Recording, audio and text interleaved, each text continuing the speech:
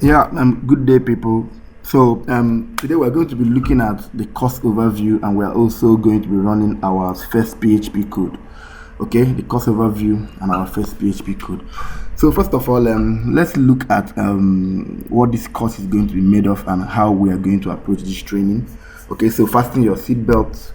Your journey to become a PHP web developer continues today. All right. So first of all, PHP. We'll write a lot of PHP code, of course. You should have figured that out by now. So PHP will be the programming language we are going to use to add business logic to our application. Okay, what does that mean? I've already mentioned in my last video that PHP is a server-side programming language, right? That means it can be used to build backend for web applications. Okay, more on that later. The business logic simply implies, let me put it this way, that's the if human beings process data in their memory, for computers it's called an algorithm. Okay, the algorithm part of your application, that is the part that processes information, gives output, makes decisions. All right, it's actually PHP that handles that part. So we are looking at our server side program, which will be PHP. Okay, now this PHP will need data to work on. For example, at the end of this course we are going to be building an online store which will enable us to put all this PHP code into practice. A simple online store which can serve as a landing pad for you to start building different applications or projects in PHP. All the data generated by that online store will be stored somewhere. That's where MySQL as a technology comes in, right? So MySQL is going to be our data store or database. It's going to handle the data generated from the application, user sign-up records, the products, their categories, cart information, and so on and so forth.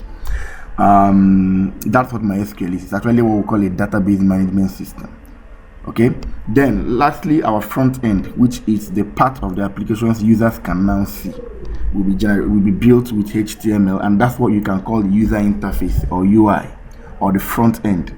Okay, I am really not going to take these three technologies in a particular order. We're just going to use them to introduce the core concepts that will govern the development of the application we have in view.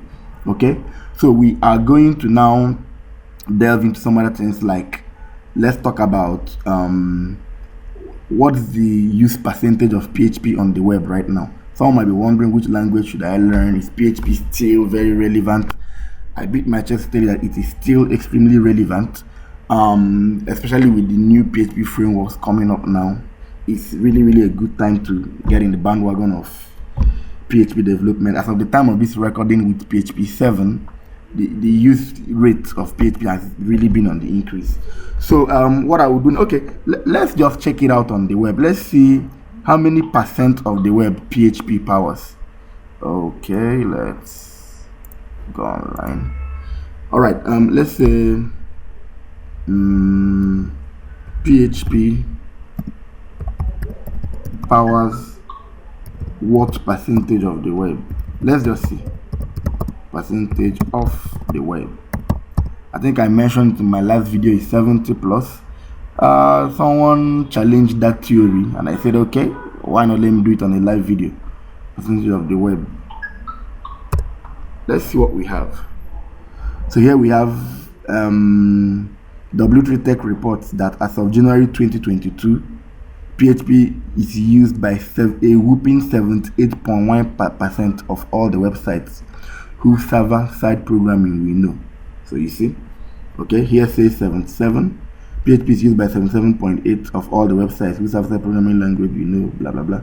What percentage of the web runs on PHP? So it's all there. This one says 70.6. So I'm relatively correct. 70+% of the web still runs on PHP. So let's just delve into this and let's write our first simple PHP code. Before we even do that, I'll be showing you guys a sample application we are going to be building at the end of the course. So let me just launch it here. To launch that application, I'll say localhost/sample app. So we're going to be developing an application that looks like this. Is the sign-in page. I could just sign in. right? So PHP processes the data and I'm in. So it said welcome Chris, and so on and so forth. I can also create new accounts by signing up here, right? Enter my details, create an account, and so on and so forth. All right, so this is the sample application we're going to be developing, but we are going to now go in depth on the various parts of the applications handled by PHP, MySQL, HTML, and so on and so forth. So let's dive into our first sample PHP code now. All right, so first of all, if you have successfully installed XAMPP server, you would have in your drive C. So go to your drive C. I mentioned it yesterday. You will have XAMPP here. So inside XAMPP, there's a folder called htdocs. Now this htdocs folder is actually your hosting folder. That's the folder where the applications you build on your, so to say, server will be hosted. So if I open htdocs, most of these folders are actually applications of their own. Okay, so example, the sample app I just ran, this is it. You see, so let's create a sample one we're going to use to just demonstrate our project. So you create a new folder here. So let's just call it PHP. Okay, let's say test PHP. Okay, so this is going to be our sample folder. So this folder now becomes a web application location. So I open it. So next step is to open your editor. I told you we'll use Notepad++. I open my editor and I save this file. You go to save as, then you go to htdocs, and then you go to our test PHP, and I save it. The name of the file will be index.php. Now, why index.php? Usually index.php serves as the landing page for the application. Okay, so let's run our first PHP code to be sure everything works. So PHP first of all goes into a PHP tag that looks like this. So you open your PHP tag here and you close it right here. And as a basic rule in programming, most tags that open have to have a closing. Okay, unless in special cases which I would mention when we come across it. So this is the PHP tag. So this means that all my PHP code goes in here. So first of all, let us print out a simple hello world application. So we just echo. So the echo command is for outputting things on the web in PHP, right? So I can say echo hello world. So that's a simple instruction. Print out hello world on the web application screen, right? How do we launch it? Don't forget the name of this folder, test PHP. Okay, you could name this folder whatever you wanted, but usually it will be the name of the application, and please, it should not have spaces. Okay, so all right, now so let's run our test PHP. So I'll go localhost / test PHP, right? That's the name, test PHP, correct. So this is localhost followed by test PHP, which is the name of this folder, the test PHP folder. Okay, in my htdocs I have test PHP. So to launch this app, it will be localhost / test PHP. To launch this data capture app, it will be localhost / data capture. To launch this dashboard app, it will be localhost / dashboard. We get the point now, right? Okay, so let's run this, and then we succeeded. Hello world here. All right, so this is our first simple page, but if you notice, it's empty. The UI doesn't have much on it yet.